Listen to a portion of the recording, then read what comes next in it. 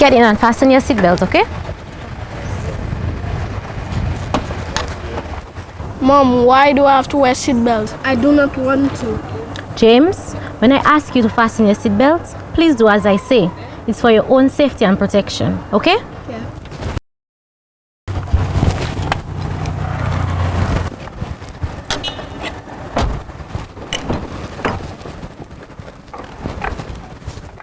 Protect yourself, protect the child. Always fasten your seatbelt.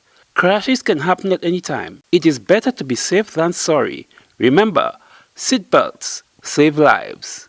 A message brought to you by the Violence and Injury Surveillance System Committee in collaboration with the Pan American Health Organization.